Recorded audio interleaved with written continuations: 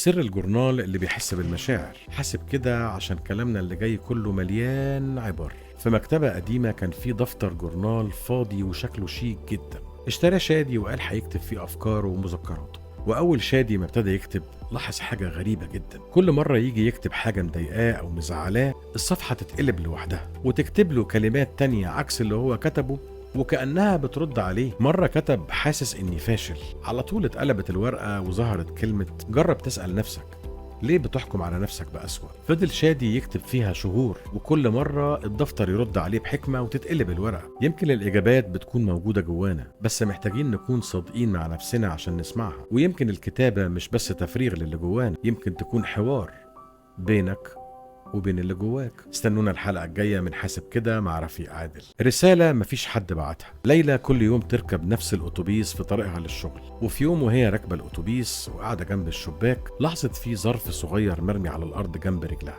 بلهفة وشغف فتحت الظرف، لقت فيه ورقة جواه ومكتوب عليها ما تخليش كلام الناس يوقفك، انتي ماشية صح بس كل اللي محتاجاه انك تصدقي ده. قعدت ليلى تبص على الناس اللي حواليها في الاتوبيس، ما كانش باين على اي حد ان هو نسي الظرف او رماه في الارض او وقع منه ولا حتى كان مهتم بالظرف اللي في ايدها. ومن اليوم ده ليلى على طول اول لما تحس ان هي شاكه في حاجه او تايهه كانت دايما تفتكر الرساله دي. اوقات كتير المعونه بتيجي في ابسط الاشكال، وممكن تلاقي رساله جايالك في عز ما انت متاكد انك لوحدك. هو يمكن اللي كتبها ما كانش يقصدك انت، بس الرساله دي ربنا بعتها لك مخصوص. سر الشنطة اللي محدش بيقدر يفتحها. سارة لقت شنطة جلد قديمة في بلكونة بيت جدها، شكلها تقيل قوي ومقفولة بقفل معدن قديم. حاولت تفتحها بكل الطرق، حديد، بنسة، مفتاح، حداد، محدش قدر يفتح الشنطة. قررت ان هي تسيبها لحد لما تشوف هتعمل فيها ايه. لكن لها لحظة حاجة غريبة جدا. كل ما كانت تهدى وتقعد قدام الشنطة كانت تفتكر حاجة من طفولتها وذكرياتها هي ناسياها، او يجي لها حل لمشكلة محيراها ومفيش اي تفسير منطقي. لكن الشنطة فضلت مقفولة لحد لما هي قررت تكتب ورقة وتحطها جوه الشنطة وتكتب فيها كل حاجة كانت حابة تفتكرها ومش قادرة تفتكرها.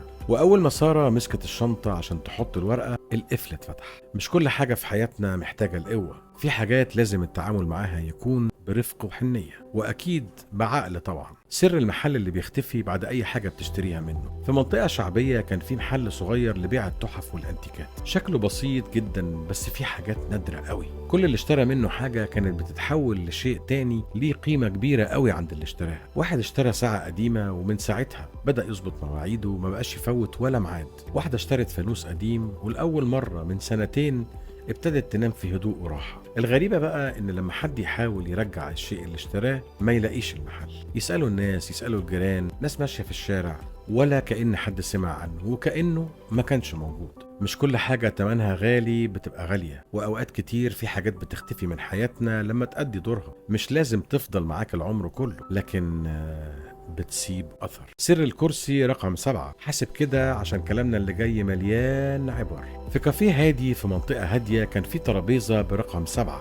محدش بيقعد عليها كتير. كل ما حد يقعد عليها تحصل له حاجة غريبة. واحدة تطلب قهوة تكتشف انها جايلها ببلاش، واحد يقعد شوية يلاقي حد اتصل بيه ما كلموش من سنين بيسأل عليه، حد تاني يلاقي محفظته اللي ضايعة بقالها اسبوع او اكتر. الناس بدأت تتكلم وتقول ان الكرسي رقم 7 فيه حظ. لكن صاحب المكان لما اتسأل قال لهم العبرة مش في الكرسي، العبرة ان المكان اللي فيه الكرسي مفيش حواليه دوشة، فبتعرف تسمع اللي محدش بيلاحظه. اوقات كتير لما بنهدى وبنبعد عن دوشة الحياة نبدأ نلاحظ فرص صغيرة قوي حوالينا احنا ما كناش واخدين بالنا منها. مش لازم الكرسي يكون فيه سحر، اوقات الهدوء هو السحر. استنونا الحلقة الجاية من برنامج حاسب كده مع رفيق عادل. سر الباب اللي بيفتح لوحده. حاسب كده عشان كلامنا اللي جاي مليان عبر. نهى كانت لسه نقلة في شقة جديدة، الشقة نظيفة وواسعة وكل حاجة كانت ماشية زي الفل إلا حاجة واحدة. في باب في الطرقة بيلاقوه مفتوح كل يوم الصبح رغم إنهم بيقفلوه كويس جدا بالليل.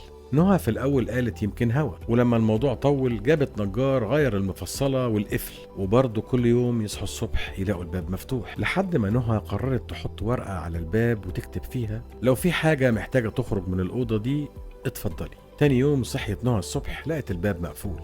والأول مرة من ساعة ما سكنت في الشقة الجديدة تلاقي الباب مقفول، ومن يومها يا صديقي الباب ما بقاش يتفتح لوحده تاني، تفضل تفتح الباب كل يوم. أوقات في حاجات جوانا بتكون محبوسة، تفضل تفتح الباب كل يوم عشان تخرج، زي الخوف أو فكرة قديمة أو حتى ذكريات. وأوقات كتير بتكون كل اللي محتاج تعمله إنك تديها إذن خروج. استنونا الحلقة الجاية من برنامج حاسب كده مع رفيق عادل.